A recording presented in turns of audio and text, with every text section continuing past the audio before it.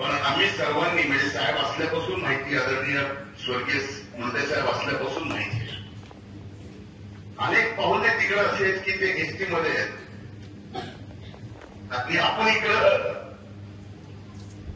विजय मध्ये आहेत. आता ही दुर्दैवाची गोष्ट आहे, पण आता गॅजेट निघाल्यामुळे चर्चा या ठिकाणी निघाली. जर त्या हैदराबादच्या गॅजेटमध्ये इतर कोणाला आरक्षणाचा फायदा मिळत असेल तर आम्हाला सुद्धा त्या हैदराबादच्या गॅजेट प्रमाणे एसटीचा फायदा मिळाला पाहिजे.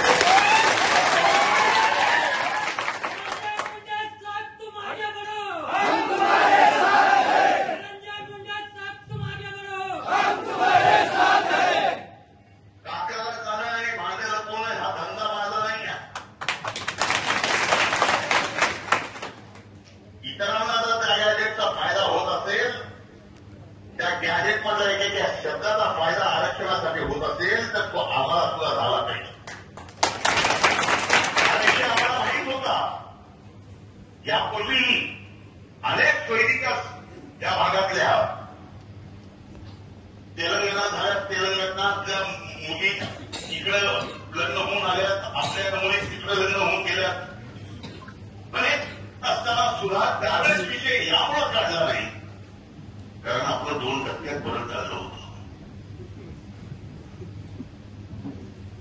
पण आता ते 2% सुद्धा काढा म्हणून काही जण बोलायला लागले. जे बोलायला लागलेत ना 2% सुद्धा बंधाऱ्यांचं काढा. अरे भावांनो, तुम्हाला टक्क्यात सुद्धा ठेवणार नाही.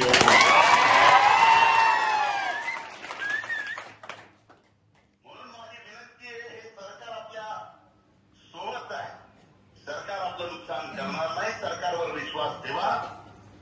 माननीय पालकमंत्र्यांनी आणि माननीय सुजय विखेंनी आपल्याला तिथं येऊन सांगितलेलं आहे की 15 दिवसात माननीय मुख्यमंत्र्यांची भेट घेऊन देऊ. त्या ठिकाणी होईल. मी सुद्धा आजच आदरणीय मुख्यमंत्र्यांना बोलेल.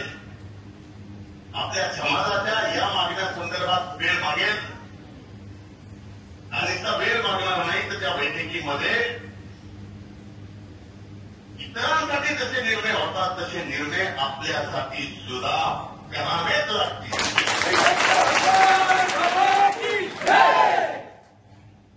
अशा पद्धतीचा पूर्णपणानं आपल्या सर्वांच्या सहकार्यानं सरकारवर दबाव आणू. पण आता माझी विनंती आहे, बरेच दिवस झालं उपोषण आपण करताय आणि आपलं उपोषण म्हणजे इतरांसारखं नसतं.